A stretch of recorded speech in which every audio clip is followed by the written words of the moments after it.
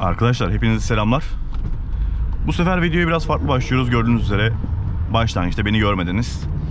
Hep mesajlar geliyor POV yap diye. Ben de bugün biraz böyle hafif gazlayasım var. Sizlere bir POV yapayım dedim. Şöyle yolumuza başlayalım. Yeni gelecek olanlar için öncelikle aracımı anlatayım. Aracım 1.4 TSI 125 beygir bir Passat, gördüğünüz üzere manuel. Çok fazla görmezsiniz bunu. Ancak biz manuel seviyoruz.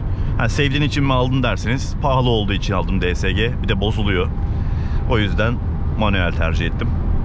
Kafam rahat oluyor açıkçası böyle olduğunda. Her zamanki yollarımız, çoğu arkadaş bilecek beni takip eden. Yeni gelenler için de güzel bir sürüş olacak diye düşünüyorum. Çok fazla hız sınırını aşmayacağım. Burada 110 hata payıyla 120 oluyor. Ona göre gideceğiz dikkatlice. İnsanları rahatsız etmeden süreceğiz. Bu arada lamba açıkken mi daha güzel, kapalıyken mi daha güzel? Ama kapalıyken ben daha rahat ediyorum. Bak şimdi mesela bu tarz insanları çok fazla göreceğiz. Adam sol şeritte gidecek, sağa sadece selektörle geçecek. Hadi o selektöre geçiyor, ona okeyim. Belki dalgındır ama bazı selektörle de geçmiyor. Yani neler yapıyorum gene geçmiyor. Artık sağdan geçmek zorunda kalıyorum bazen. Bu tarz durumları bizim yolumuzda çok fazla göreceksiniz. Çok fazla viraj göreceksiniz bu yollarda. Az çok beni tanıyanlar bilir, ben viraj kasmayı çok severim. Ben normalde otobanda hayatta böyle 180-200 yapmam. Bana çok zor. Belki 1-2 snap'imde görmüşsünüzdür. Ben öyle yüksek hızlar yapan biri değilim. Bu tarz hızlardan hoşlanmıyorum. Benim hızım nedir biliyor musunuz? Maksimum 150-160. Ondan sonrası benim için yok yani. Gerek yok. Bir araba 150-160 da ancak viraj dönebiliyor. Ondan sonrasını ben önemsemiyorum, öyle söyleyeyim sizlere. Bak mesela Toyota'cı ne güzel aynasını izliyor. Hemen sağ sinyalini veriyor. Bu arada benim de gözüm hep aynadadır. Bilmiyorum benim gibi düşünenler var mı ama ben hep böyle aynada gözüm giderim. En küçük böyle biri gelmeye, yaklaşmaya başladığında, hızlı geliyorsa eğer, yol veririm. Önümüzde de bir B7 kasa Passat var. B7 kasaları da hoşuma gidiyordu ya. B7 kasaların şu stoplarını beğenmiyorum. Hadi bizim stoplar led falan bir nebze boş paketlerde idare ediyor ama B7'de pek güzel gözükmüyor. Bunun ledleri var ya, ledleri çok güzel. Arabaya direkt model atlattırıyor. Bu araç neymiş acaba? Egzoz da var ama 2.0 değil herhalde. Eskiden herkes böyle B7'lerin 2.0'larına biniyordu. Artık B8'de bu hikaye oldu açıkçası. Bizim bu yollar çok yoğundur, onu söyleyeyim. Çok fazla kamyon, tır, bu tarz araçlar vardır. O yüzden dikkatli olmak lazım. Çok fazla kaza oluyor, Allah korusun. Önlemimizi alarak gideceğiz. Bak arkaya şu anda Avensis olması lazım. Böyle kıvrımlı gündüz ledleri var. Oradan tanıyorum. Öyle vites falan düşmüyorum. Çok böyle zor durumda kalmam lazım ki o zaman düşeyim. Altın vitesi zaten bu araç 1500 devir bile olsa çekebiliyor. Bu arada yağ sıcaklığını da size göstereyim şöyle. Buradan da bakabiliriz mesela. Şu anda yağımız 86 derece. Aslında daha tam ısınmamış ama idare eder, bize bu şekilde götürür.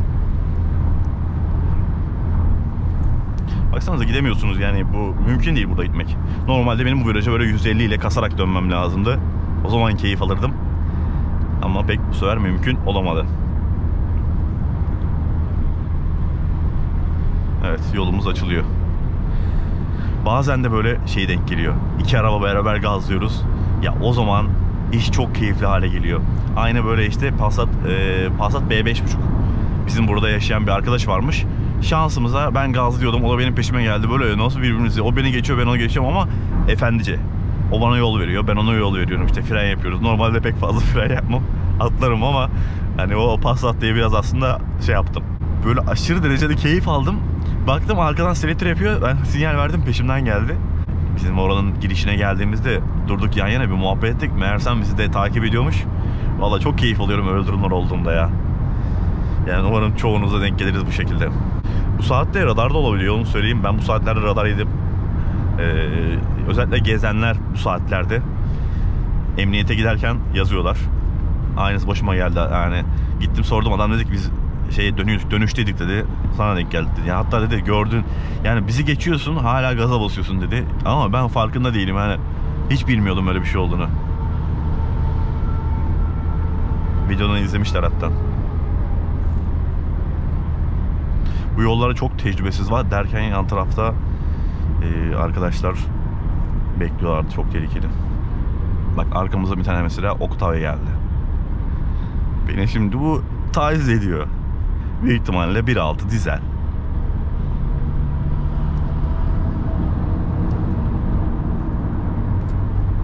Polocu. İleride bir viraj var, bakalım oralarda sürebilecek mi? Ya böyle olduğunda mesela hemen 5'e düşüyorum. Hatta 4'e düşmem lazımdı da önümüzde araba var diye düşmedim.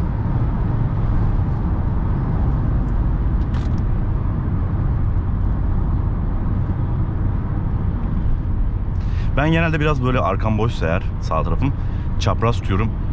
Önü görmeyi çok seviyorum. Mesela şimdi önümüzde bir Dacia var. Önümü göremiyorum Dacia'dan dolayı. Ne var ne yok kestiremiyorum.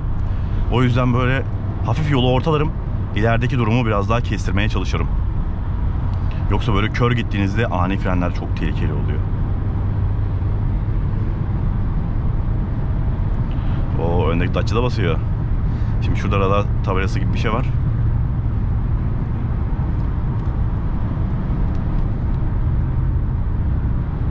Ön doluymuş, görmedim. Bazen gereksiz selektör yapıyorum, sonra üzülüyorum. Vallahi özür dileyesim geliyor yani. Şimdi yanda araba olduğunda bir insana kesinlikle selektör yapmayın. Bunu bana Kia'da yapıyorlar. Efsane bir şekilde selektör taarruzuna maruz kalıyorum. Bak şimdi Octavia'ya bakalım dönebilecek mi burada.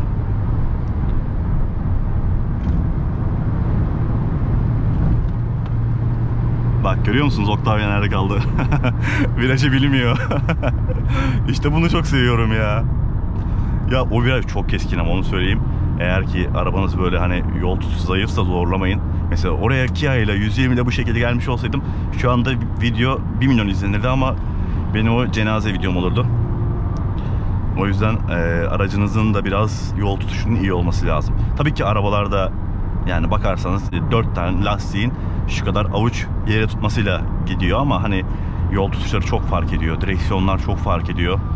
Tabii teknoloji de var. Hani kaydığında ettiğinde bizi kurtaracak ESP'miz de oluyor. ESP'nin çok kurtardığı oluyor. Octavia'ya biraz yol verelim. Bir izleyelim bakalım Octavia neymiş ne değilmiş. Aa Octavia değilmiş ya. Yeti'ymiş, daha iyi. Kolay. Ben Octavia biraz zorlar diye düşünüyordum ama Yeti kolay iş. Yetilerin de virajı iyidir ama. Ne yazmış? Oğlum sağ olsun yazmış. İşte ileride radar olabilir. O yüzden biraz gaz keseceğim. Seviyorum böyle ya. İnsanları çok fazla rahatsız etmeden eğlenmeyi. O da şimdi İstanbul'a gidiyor. Kim bilir nereden geliyor? Antalya'dan mı geliyor? Eskişehir'den mi geliyor? Böyle plakaların da şeyi çok iyi oluyor. Ne derler ona? Farklı plakalar görmek de çok güzel oluyor. O taraftan çok, bu yol çünkü çok şey yol. Hani her yere giden bir yol, öyle söyleyeyim. Aa, şuna bak lan. Bak görüyor musunuz nasıl belli olmuyor. Şimdi bak ortalasaydım eğer görürdüm neyin ne bittiğini. Bir anda trafik durdu, fark ettiniz mi? TSI'da yüksek devir çevireceksiniz. TSI'ye geçtim, bütün benzinlerde yüksek devir çevireceksiniz. Yoksa üzülürsünüz. Şimdi öndeki dizelse eğer o hemen alt devirlerde alır götürür. Yani bizim de alt devirimiz güçlü ama sonuçta benzinli olduğu için yüksek devir istiyor. Bu değil de çift egzoz var ha. Dizel değil bu. Arkadaşlar görüntümde bir bozukluk oldu. Umarım görüyorsunuzdur. Şu an ayarlayamadım. Şu an şey ayarlıyorum. Göz kararı ayarlıyorum.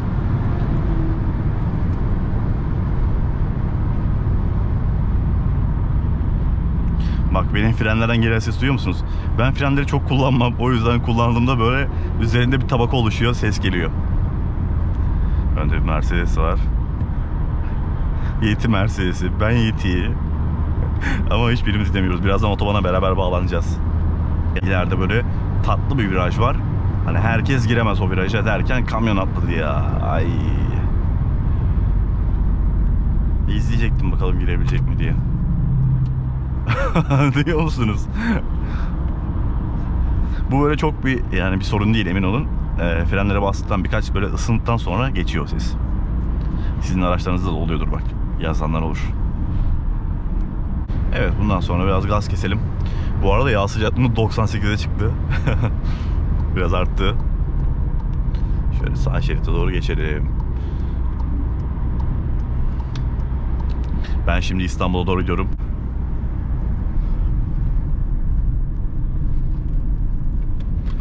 Şöyle gişelerden geçelim. Uzun yolları çok seviyorsunuz ama ben bugün uzun yol çekmeyeceğim. Müzik dinleyeceğim. Bu yolu kendime ayırıyorum. Vallahi uzun yol çektiğimde hiç müzik dinleyemiyorum. Çok kötü oluyor. Ama bu sefer bu yol benim yolum, sizin de yolunuz değil. Size öyle güzel tatlı bir görüntü almak istedim. Şöyle otobanda bir görün. Evet.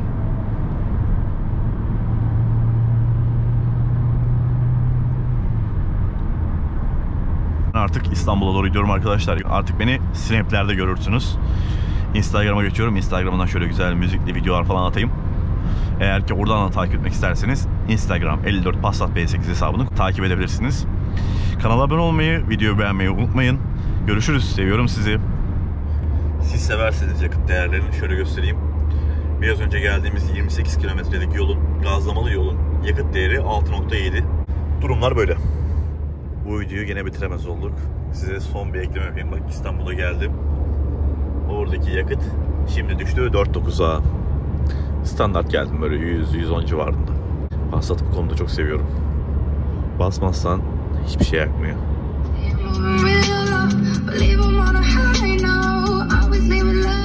Geldim. Şimdi benzin lambası niye yanıyor diyeceksiniz. Yani istediğim benzinlik yoktu. Ben Opet'ten almıyorum. Shell'de yoktu yol üzerinde. O yüzden böyle kaldı. Yarın sabah alırız. Yakıtı ben size göstereyim. 4.8 yapmışız. Trafiğe girdik. Ama köprü yolunda açıldı. Durumlar böyle. 40 kilometre menzilimiz kalmış. 4.8 yakmışız. 181 kilometre yol gelmişiz. Bu da size hani bir bilgi olsun öylesine, videoyu kapatmadan önce.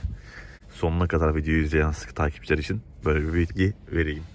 Şimdi ben arabayı soğutuyorum. Uzun yoldan geldiğinizde böyle arabanızı siz de soğutun. Buna önemli. Turbonun yağlanması, soğuması için, uzun ömürlülüğü için çok önemli şeyler. Sonrasında eve geçiyorum. İyi akşamlar, görüşürüz.